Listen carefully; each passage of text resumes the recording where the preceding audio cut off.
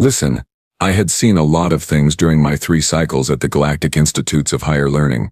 I had watched a Rixian accidentally set fire to an entire chemistry lab using nothing but water and enthusiasm. I had witnessed Professor Kelmath accidentally teleport himself into a wall twice during the same lecture. I had even survived the great cafeteria incident of Rotation 47, when someone decided to microwave a Pluraxian egg, which for the record should never ever be microwaved, but nothing, and I mean absolutely nothing, could have prepared me for the day. Mira Kaine split her desk in half. My name is Velora Then, and I am a perfectly average student of xenobiology at one of the most prestigious learning facilities in the Andromeda sector. Average height for a Quilnari, average tentacle coordination, average grades. I liked it that way. Safe. Predictable. Boring, some might say. But I called it survival. The humans had only joined the Galactic Council 17 planetary rotations ago, and in that short time, they had managed to make quite the impression. By impression, I mean they terrified approximately 67% of the known species in the galaxy. Fascinated another 20%.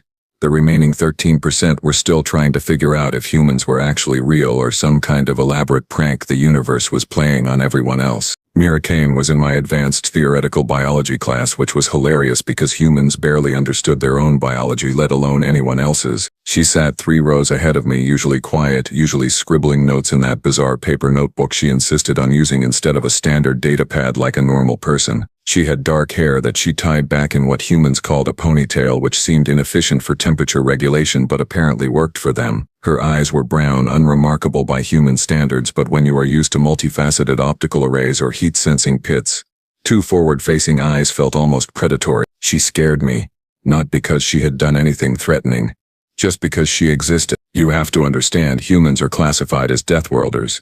Their planet, which they affectionately call Earth with all the creativity of a concussed Blopian, is a nightmare hellscape of extreme weather, crushing gravity, volatile geology, and an atmosphere that would be considered mildly toxic to most species.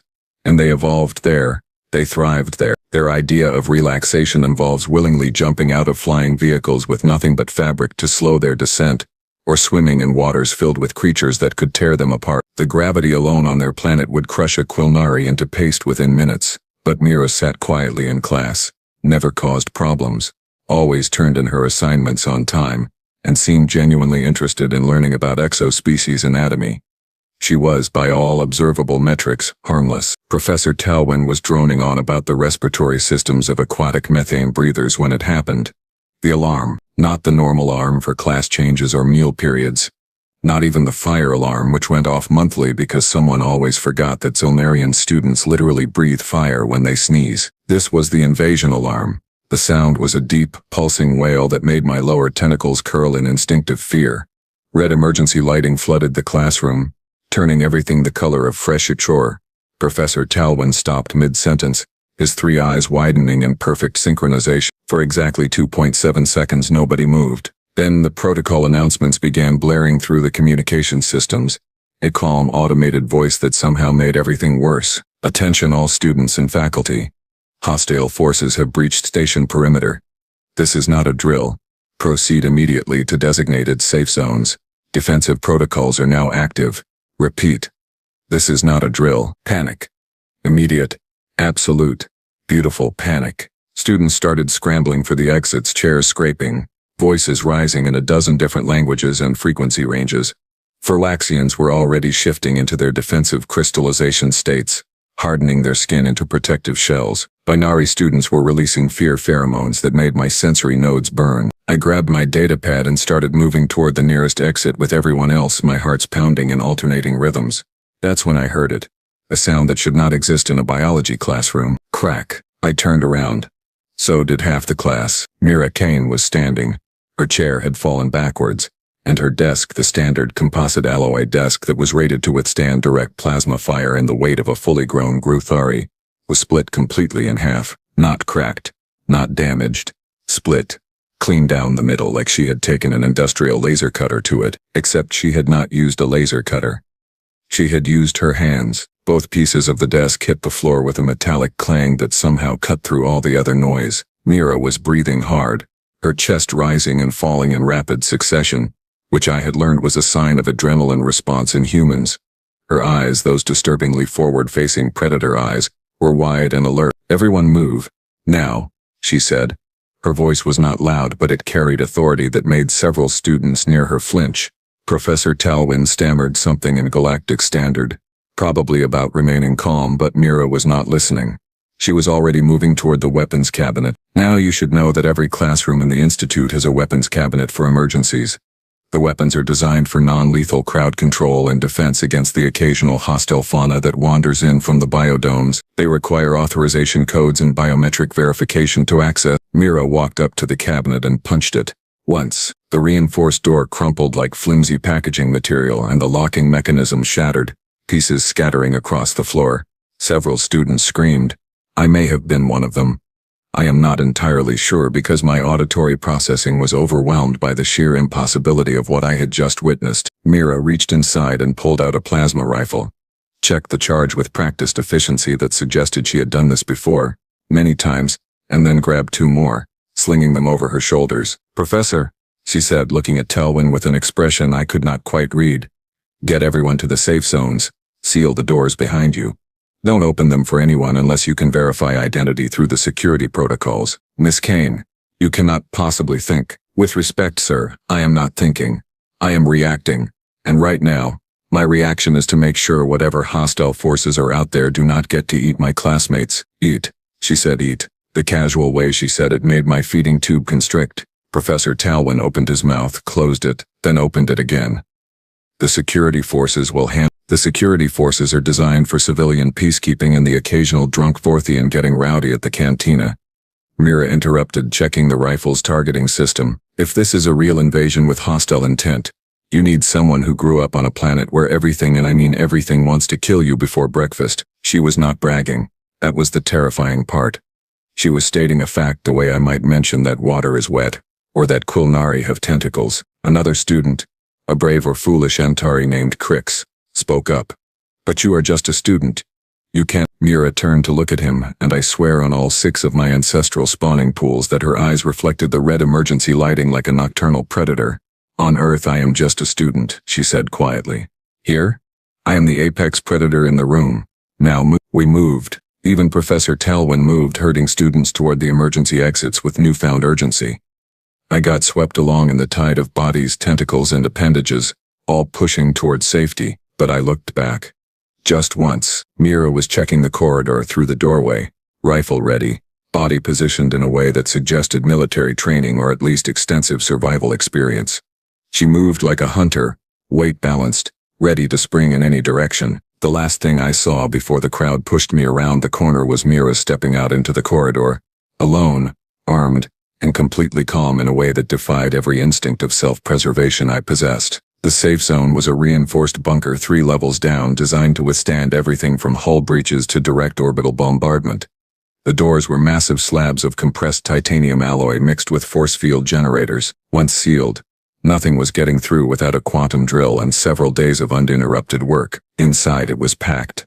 Students from multiple classes had been evacuated here, creating a mass of different species all pressed together in uncomfortable proximity. The air recyclers were working overtime to handle the various atmospheric requirements, creating pockets of different gas mixtures throughout the space. I found a corner and tried to make myself small, which is surprisingly easy when you have flexible tentacles. Around me students were crying, shaking, or in some cases entering hibernation states to deal with the stress. The communication screens on the wall showed external feeds from security cameras throughout the station. Most were displaying static or error messages, but a few still functioned, showing corridors I recognized and some I did not. And then I saw her again. Camera feed 17. Main corridor of the science wing. Mira Kaine was running, not away from something but toward it. The footage was grainy, but I could see she had acquired additional weapons somehow. She had what appeared to be a standard-issue shock baton strapped to her leg and several grenades, the non-lethal kind that released electromagnetic pulses, attached to her belt. "Is that a human?" someone near me whispered. A Freelan student I recognized from particle physics. "Yes," I replied, unable to look away from the screen. "What is she doing?" "I think," I said slowly, watching as Mira took cover behind a structural support and aimed her rifle at something off-screen. "She is hunting." The screen flickered, and the angle changed. Now I could see what Mira was aiming at. Raiders. Vorthian raiders, judging by the armor configuration and build.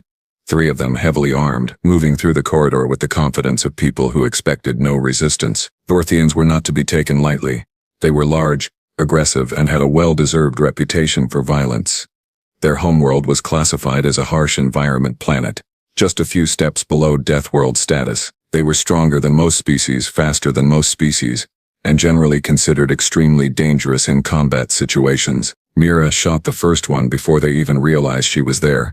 The plasma bolt hit him square in the chest, and his shields flared bright blue before failing. He went down hard, armor smoking. The other 2 reacted immediately, diving for cover and returning fire. Plasma bolts lit up the corridor, scorching walls and ceiling tiles.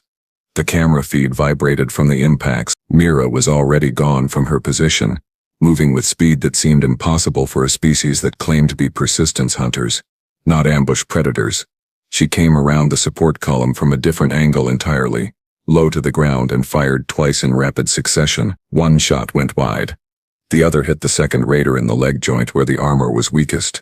He dropped with what I assumed was a scream, though the cameras had no audio. The third raider was smarter. He threw something, a grenade probably, toward Mira's last position. Mira was already running. The explosion lit up the screen in white light, and when it cleared, there was a smoking crater in the floor and walls, but no sign of Mira. For 3 heartbeats, nothing moved. Then Mira dropped from above. She had climbed somehow in those few seconds using the wall fixtures and ceiling supports to get height. She landed on the third raider's back, and even through the grainy footage I could see her arm wrap around his neck in what humans called a chokehold. The raider struggled, trying to throw her off, but Mira held on with limbs that should not have that kind of strength. She rode him like a Terran predator, taking down prey 3 times her size until he finally collapsed, unconscious or dead. I could not tell which. Mira stood up, breathing hard again, checked her rifle, and then continued down the corridor toward wherever the raiders had come from. By the eternal void, the Fremen student whispered. She is insane. No, I said, still watching the screen even though that feed had now gone to static. She is human. The difference I was learning was significant. We stayed in the bunker for 6 hours. 6 long, terrifying hours where all we had were occasional updates from security forces and fragmentary camera feeds that showed glimpses of fighting throughout the station. The invasion was not large-scale, just a raiding party that had managed to breach the outer hull and make it inside before defensive systems activated. Their goal had apparently been the research labs, probably looking for valuable technology or biological samples to steal and sell on black markets. They had not counted on the humans, because it was not just Mira.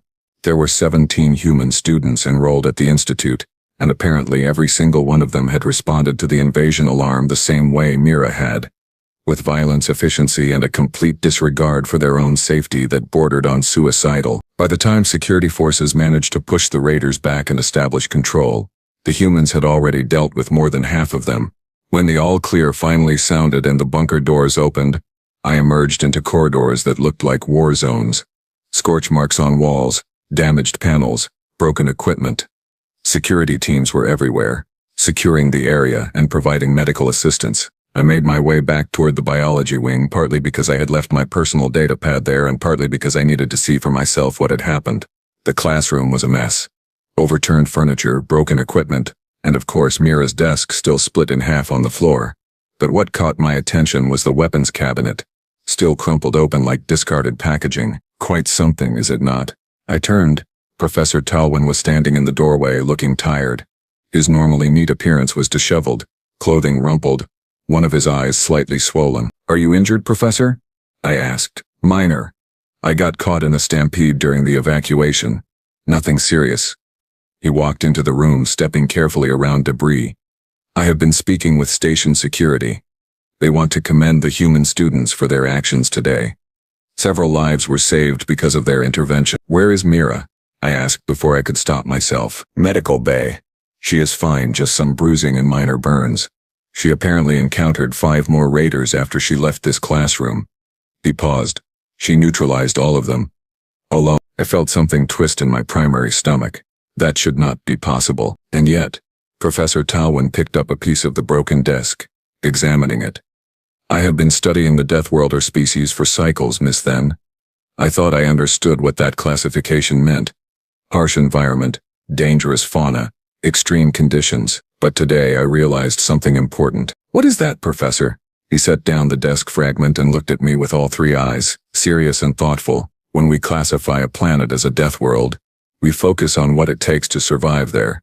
But we forget to ask what kind of species emerges from that survival, what kind of instincts, reflexes and psychology develops when your entire evolutionary history is written in predator and prey, fight or flight, kill or be killed.